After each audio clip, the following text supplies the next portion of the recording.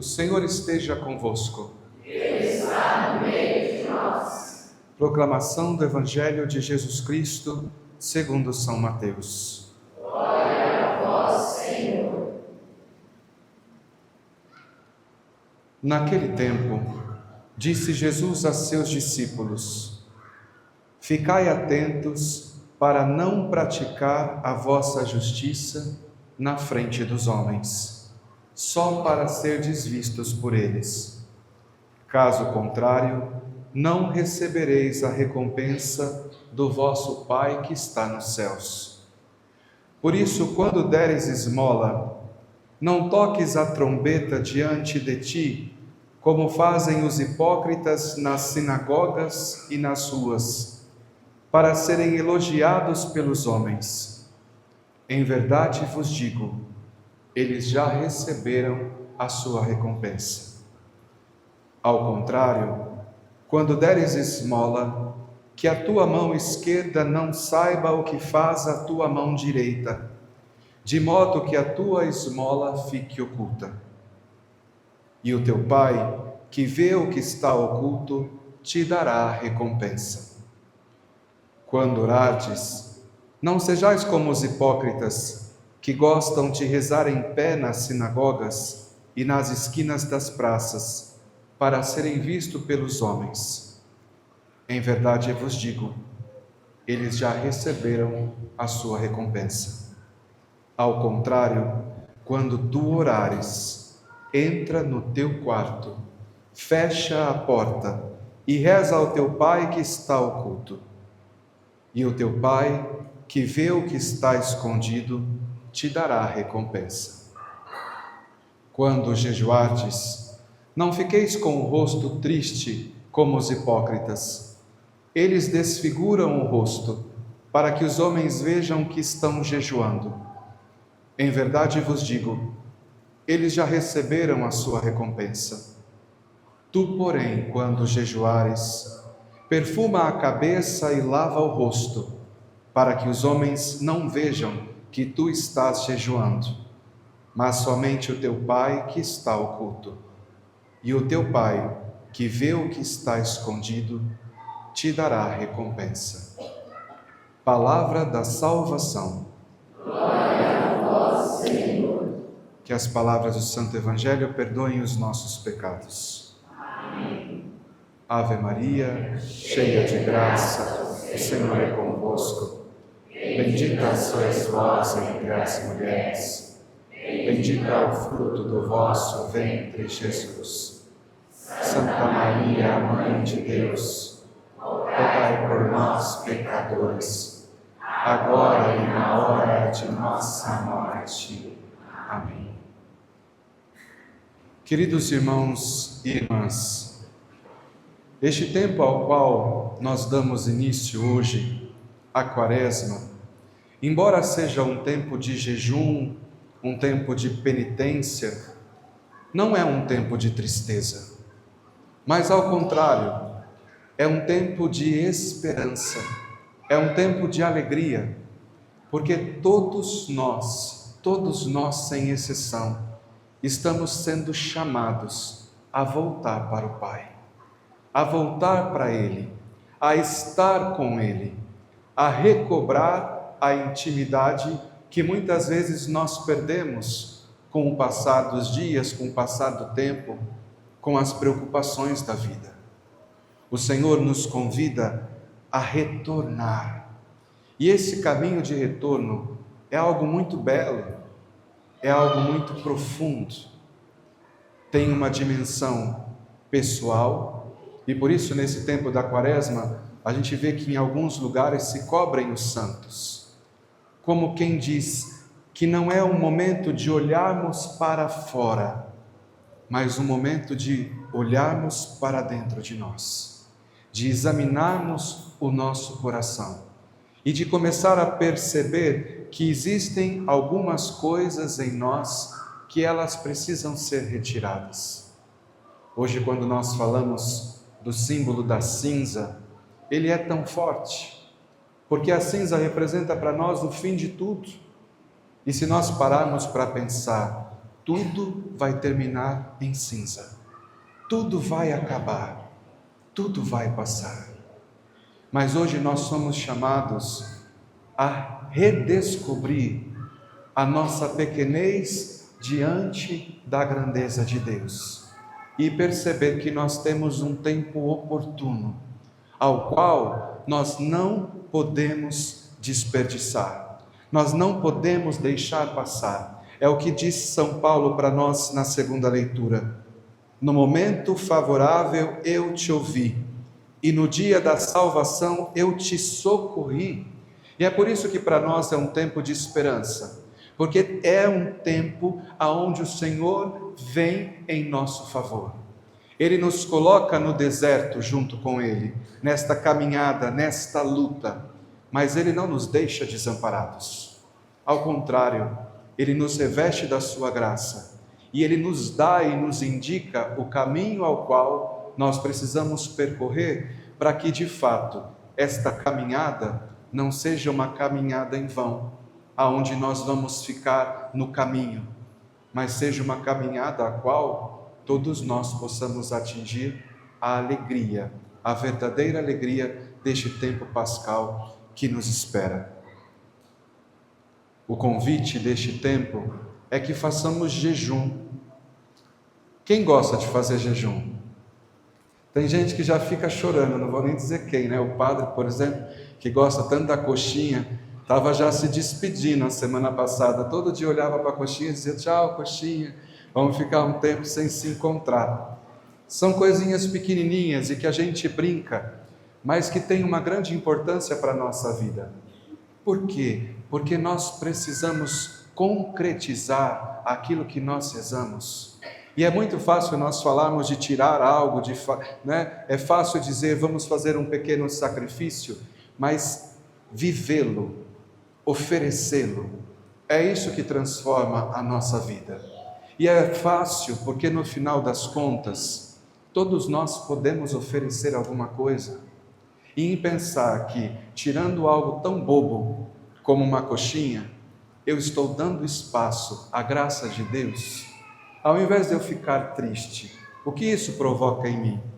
Uma alegria de dizer: mas eu posso tirar tanto mais. E quanto mais eu tirar de mim, quanto mais eu fizer a experiência de perder, de abrir mão, mais eu sou enriquecido da graça, da presença de Deus. Se nós pensássemos dessa forma, nós não viveríamos somente neste tempo proposto pela igreja, mas nós faríamos tantos outros momentos de quaresma, tantos outros momentos de sacrifício, porque nós começamos a entender que este sacrifício, ele não é vão, mas ele produz vida em mim, ele dá espaço para a graça de Deus. O que faz o jejum?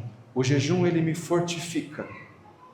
O jejum, ele mortificando a carne, repreendendo a carne, repreendendo também a sensualidade, porque nós vimos hoje como o nosso mundo tem vivido. O jejum ajuda a continência, ajuda a voltar para dentro de mim e faz algo fantástico, nós poderíamos dizer, porque eleva a nossa alma a Deus e nos dá força contra as inclinações que nós temos pela concupiscência da carne.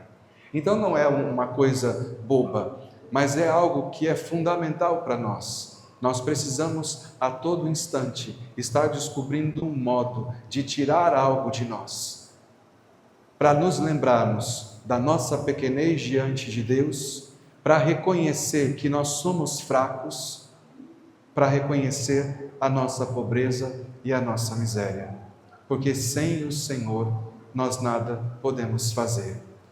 Quando nós olhamos para o nosso padroeiro dessa comunidade, São Francisco, ele faz a experiência do jejum de uma forma muito radical, muito forte, muito pesada até, a ponto que conta-se nos textos franciscanos que uma noite um dos irmãos gemia de fome, mas gemia de fome de tal modo que os outros irmãos começaram a acordar, porque ele gemia Alguém aqui já gemeu de fome? Às vezes a gente fala, né? Eu estou morrendo de fome. Mentira, está com uma fominha, né? Dá para aguentar ainda uns 3, 4 dias. Mas esse irmãozinho, ele gemia de fome. E os irmãos começaram a se incomodar, porque todo mundo acordou com um barulho. E aí eles foram até São Francisco e disseram a Francisco: olha, o irmão ele está gemendo de fome. O que São Francisco fez? São Francisco disse assim: levante todos os irmãos, dê um pedaço de pão para todos eles, de modo que esse irmão não se sinta constrangido de ter que comer algo sozinho. E aí depois São Francisco ele ensina que a caridade ela precisa superar o nosso jejum. Que no jejum existem pessoas que conseguem mais, outras conseguem menos, mas o mais importante é a caridade que está acima de tudo isso. E isso nos ajuda de uma forma muito simples a entender que esse jejum não é algo para que eu morra, mas é algo para que eu gere em mim a vida. E ainda olhando para São Francisco, nós encontramos uma passagem que diz que ele estava caminhando com outro frade e ele encontra um irmão que tremia de frio, um pobre que tremia de frio. E aí São Francisco o que faz? Ele tira o seu manto e dá o seu manto àquele pobre. E quando ele faz isso, o irmãozinho que estava com ele questiona: mas Francisco, você vai ficar com frio? E aí ele disse, assim com muita simplicidade: aquilo que eu tenho, se eu não dou, eu estou roubando do pobre. E isso é forte para nós, porque nós vivemos em uma realidade onde nós nos esquecemos do outro, onde o importante é que eu tenha aquilo que é necessário para mim. E dizer a verdade, se nós pararmos para pensar, a gente não tem só o necessário. Todos nós temos muito mais do que aquilo que nós precisamos. Por isso que esse convite deste tempo é um convite também, não só a voltar o olhar para Deus que nos chama, mas também um convite a olhar para os nossos irmãos, para a necessidade deles, estendendo a nossa mão e ofertando aquilo que nós temos. Por isso é um tempo oportuno da graça, um tempo em que, redescobrindo na oração aquilo que de fato Deus me chama a viver, eu me desprendo das coisas do mundo, me desprendo de tudo aquilo que de alguma forma ofusca esse caminho de entrega a Deus. E no final desse período, nós não estaremos só mais magros, né? Porque alguns vão emagrecer nesse período. Nós não vamos estar só mais magros, nós estaremos mais plenos da graça de Deus. É assim que nós precisamos nos encontrar no final desta caminhada. Então, se você ainda não fez o seu propósito, se você ainda não descobriu qual é o caminho a qual você vai percorrer, no tempo agora que nós vamos fazer, né, ungir a testa com as cinzas, faça neste caminho a sua penitência. Decida aquilo que você vai tirar de si, lembrando que o valor não está naquilo que é tirado, mas o valor está no pequeno sacrifício oferecido a Deus. Aqui na cidade, vocês sabem que nós temos um colégio católico, né? O Virtus, graças a Deus. E esses dias eu encontrei alguns alunos que mostravam o material que o colégio deu para as crianças viverem esse tempo da Quaresma. Uma folhinha com um caminho, e cada criança tem lá as florzinhas e as pedrinhas, se eu não me engano. E aí quando fazem um ato bom, colocam no caminho uma florzinha. Na comunidade em que eu vivi, nós tínhamos diante do altar de Nossa Senhora um cestinho com sementes. E a gente ia trocando de lugar, pegava a sementinha daqui, quando fazia um ato de caridade, e colocava num outro potinho. E no final do dia a gente olhava para ver quanta caridade a gente tinha feito. Parece uma coisa muito bobinha, mas na verdade, se nós não colocarmos diante dos nossos olhos, a gente passa o dia e a gente não fez nada. E quantas vezes no final do dia, o que nos assalta não é a alegria dos encontros que nós tivemos com o Senhor, mas nos assalta o vazio, porque nós reconhecemos que não temos nada para apresentar a Ele. Então, que este tempo, cada um de nós possa planejar, eu vou fazer isso.